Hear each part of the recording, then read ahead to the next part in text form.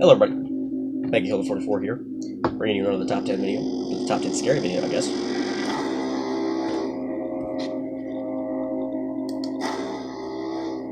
And in today's video, we're going to do the 10 most haunting cases investigated by Ed, and Lorraine Warren. Ed and Lorraine Warren were a husband and wife team. Oh, by the way, I have not read any of this yet, so it's going to scare me too. And if it scares you, it's going to scare me too. A husband and wife team who went on to become world-renowned paranormal investigators, following probes into high-profile cases like the Amityville Horror, the Annabelle doll, and certain spooky events that inspired the Conjuring series. In 1952, the Warrens founded the oldest ghost hunting group in New England, wrote numerous books on their paranormal investigations, and developed personal insights into thousands of paranormal cases throughout their career. On April 18th, 2019, Lorraine Warren died peacefully in her sleep at 92. Ed Warren had preceded her death in 2006 at age 79. Wow. I didn't know she died recently. Wow. What are we listening to? I'll be right back. I'm gonna find some different. Back.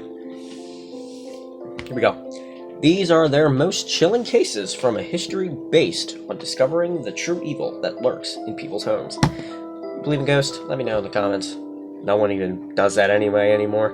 It's like, I'm just kidding. I believe in ghosts. I don't believe in aliens, though. Number 10. The Perron family. Hope I just said that right. In 1970, the Perron family moved into an old farmhouse in Rhode Island. It wasn't long before their dream home became their worst nightmare. Carolyn and Roger and their 5 children witnessed a tall woman in a gray dress roaming the house.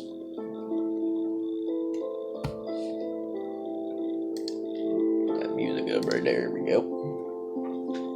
Ed and Lorraine Warren investigated the home and discovered that the woman was a 19th century witch named Bathsheba, who had sacrificed her baby to the devil before hanging herself from a tree in the backyard.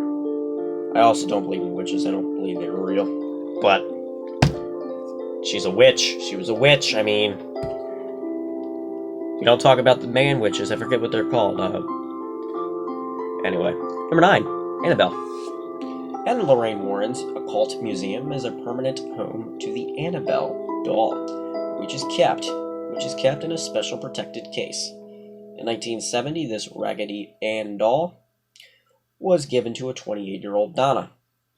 Given to 28-year-old Donna, not A. And it wasn't long before she and her roommate noticed that Annabelle was moving around the apartment on its own.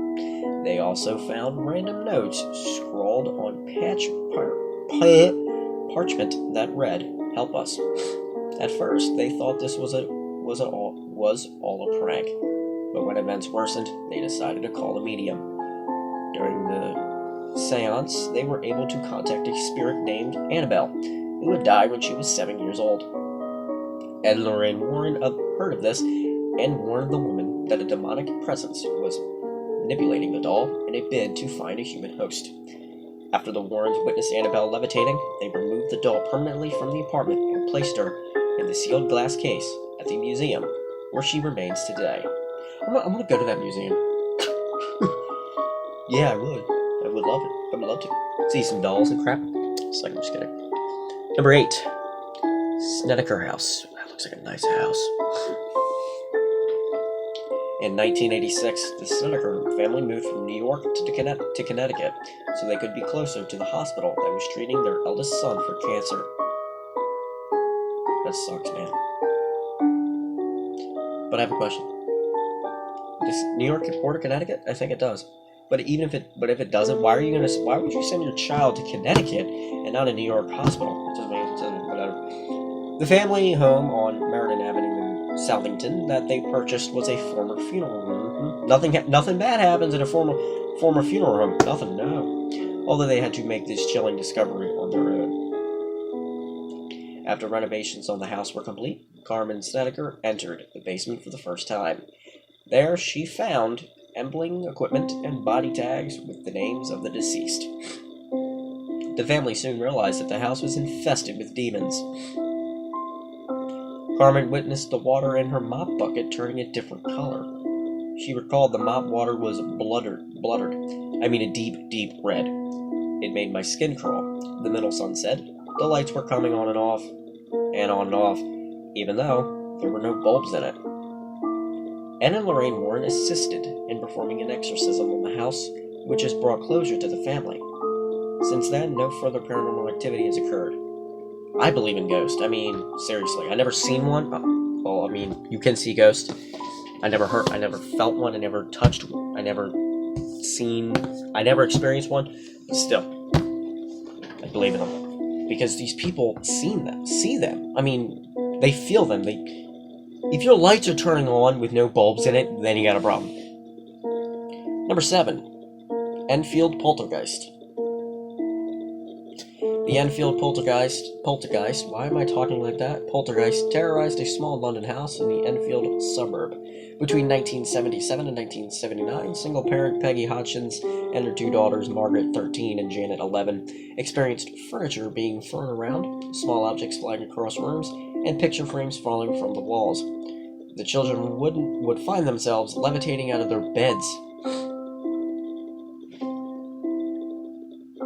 It must be the parent. These paranormal events were witnessed by their neighbors, journalists, and even police officers. The younger daughter, Janet, had also begun speaking in a deep masculine voice, which was believed to be the spirit of an old man. The family had received a lot of negative attention in the press, as the young girls were accused of attention-seeking behavior. When Ed and Lorraine Warren investigated, they found it was a case of demonic possession.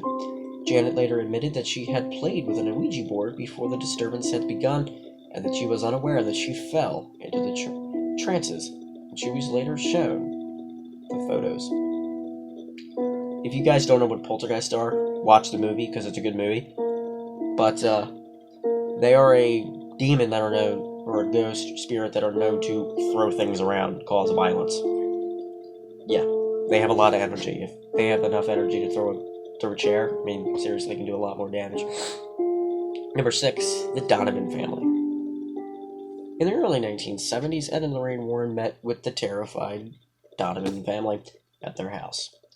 On arrival, the Warrens witnessed loud pounding coming from inside the walls, peeling wallpaper, water running blurred, and beast-like noises echoing throughout the home. The Warrens questioned the Donovan family. Had they purchased any unusual secondhand items, or had a family member passed away recently? Nothing was discovered until the youngest daughter, Patty, made her confession. She had used an Ouija board to communicate with a teenage boy, who had died in the neighborhood 10 years earlier. The spirit never revealed his name to Patty, and the Warrens knew this was more like a demonic entity disguised as the boy. The Warrens immediately called for a priest. Following an exorcism, life inside the Donovan home slowly returned to normal. Ted Donovan's brother, who was witness to the possession and the exorcism, wrote in a report, "I nor anyone else in my family had ever before witnessed anything so weird and terrifying." Ghosts aren't weird, let me tell you that right now, they're not. Number 5, Smurl family. In 1974, the Smurl family went through their own personal hell after moving to West Pittston, Pennsylvania. Janet and Jack Smurl, their young daughters, and Jack's parents all lived. Jack is a girl? Anyway, and Jack's parents all lived in the house together and suffered the worst 13 years of their lives. The paranormal activity began when their home renovations were found to be destroyed. New wallpaper appeared from the walls, freshly painted windows cracked, strange odors filled every room.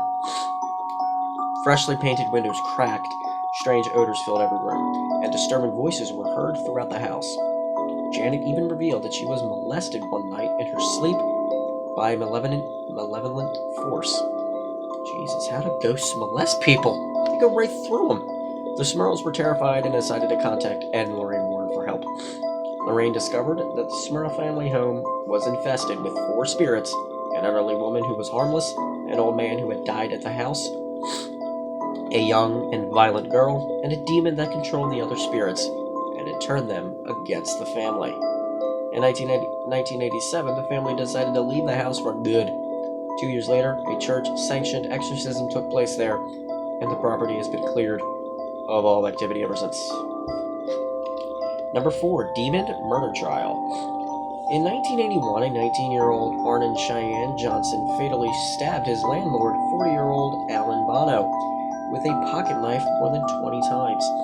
It was the first murder to have occurred in Brooklyn, Connecticut in 193 years. Shortly before the murder, Johnson had moved in with his girlfriend and her brother David, who claimed he was being tormented by a demon. The family of Johnson's girlfriend called in the help of Ed and Lorraine Warren. They performed an exorcism on David, which successfully expelled 42 demons in his body. During the exorcism, Johnson dared the demons to enter his body instead. 1 month later, with no history of violence, he killed Bonham in cold blood. In court, Johnson claimed that he was not guilty by reason of demonic possession. However, he was found guilty of first-degree manslaughter and received a sentence of 20 years. He only served 5 years due to good behavior. Wait a minute. Wait a second. Okay, so he murdered someone. I get it, he was possessed. But still, he murdered someone and sentenced 20 years, and he only served 5 because he was good? No, we shouldn't be letting people off because they're good when they just murdered someone. No, it's not happening. But manslaughter and murder are 2 different things. I know it's weird, but they both mean you killed someone, but still. Number 3, Union Cemetery. There are many eyewitness accounts of the White Lady, who haunts the Union Cemetery in Eston, Connecticut. It is known as one of the most haunted cemeteries in the United States. The White Lady has also been seen walking in front of people's cars as they drive along Route 59 late at night. Concerned drivers believe that they had hit a person and exited their vehicles only to discover that nobody was there. The White Lady name came from witnesses saying she wore either a white gown or what appeared to be a wedding dress. In 1990, Ed and Lorraine Warren set up their cameras in the cemetery to record the investigation. Shortly after 2:40 a.m., they heard the sound of a woman weeping, and a female form had begun to move several feet in their direction. As Ed approached the woman, she vanished from sight. Nowadays, the cemetery is known to close after sunset.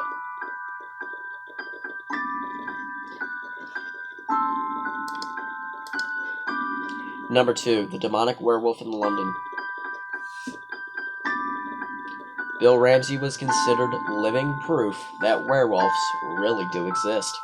Born in Southend-on-Sea, England, Ramsey recalled an event in childhood in which he felt strange before a powerful rage came over him and he was able to uproot an entire fence.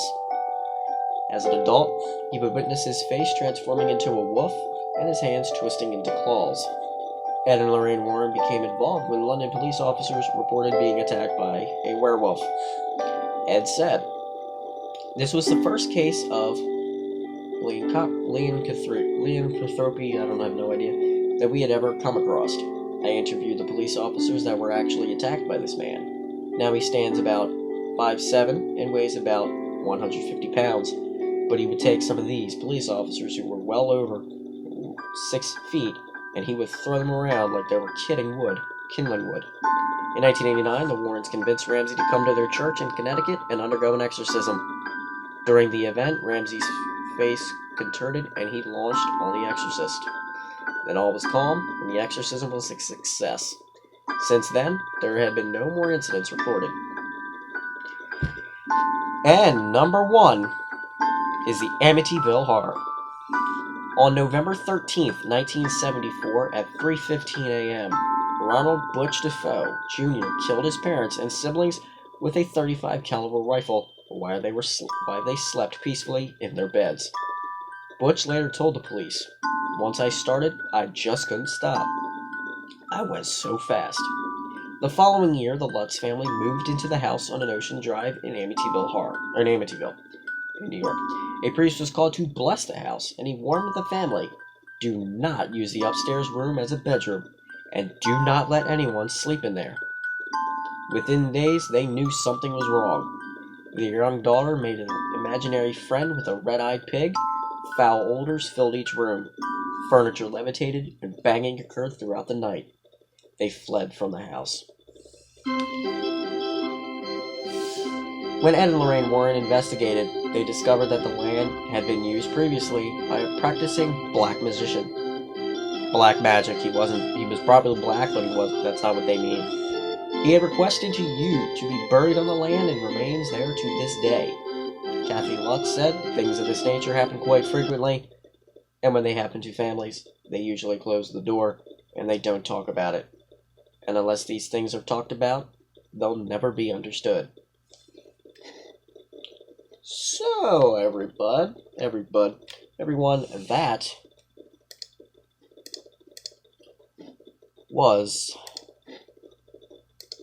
wasn't scary, but it was okay. I mean, can you load? Thanks. Can you load, please? Thank you. It was a little bit scary. I mean, it wasn't too scary, but I want to thank you all for watching. If you know any of these cases, if you know any more cases, tell me now.